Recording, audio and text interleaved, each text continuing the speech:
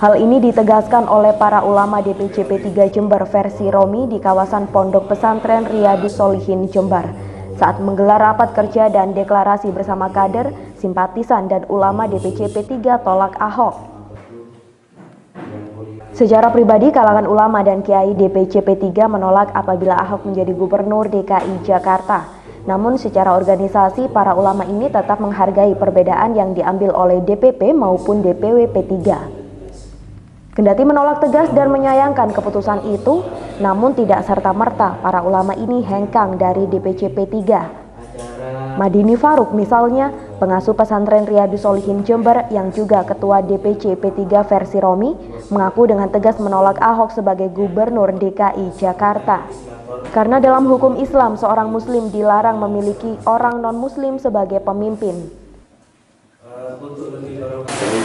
Ya, soal sanksi itu urusan DPP, tetapi kita harus bijak ya menyikapi persoalan.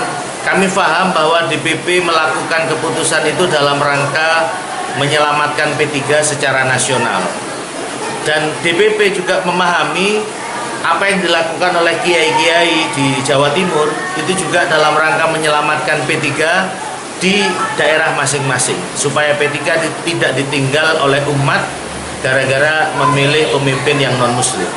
Hal senada diakui oleh Ahmad Zawawi Salim, pengasuh Pondok Pesantren MHI Jember, selaku Dewan Pakar DPC P3 Jember juga menolak jika Ahok menjadi gubernur. Karena P3 yang merupakan partai Islam harus mentaati hukum Islam yang ada. Saya secara pribadi tidak setuju sebetulnya dengan apa yang diputuskan oleh DPP, karena itu tidak sesuai dengan apa yang diajarkan oleh agama Islam. Kita sebagai partai yang berasaskan Islam yang harus memilih pemimpin yang Islam. Tetapi itu karena pilihan politik yang sangat sulit, saya tetap menghargai apa yang diputuskan oleh DPP. Tetapi secara pribadi, saya tidak sependapat apa yang disampaikan oleh DPP tersebut, apa yang diputuskan oleh DPP. Sementara itu, Muhammad Rafiq, pengasuh Pondok Pesantren Subulus Salam Jember, yang mengaku menolak keras Ahok sebagai gubernur DKI Jakarta, karena jelas dalam Islam dilarang seorang muslim memilih non-muslim sebagai pemimpinnya. Kami bisa memahami apa keputusan dari DPP, tapi secara pribadi kami mufarokoh pisah dengan keputusan DPP.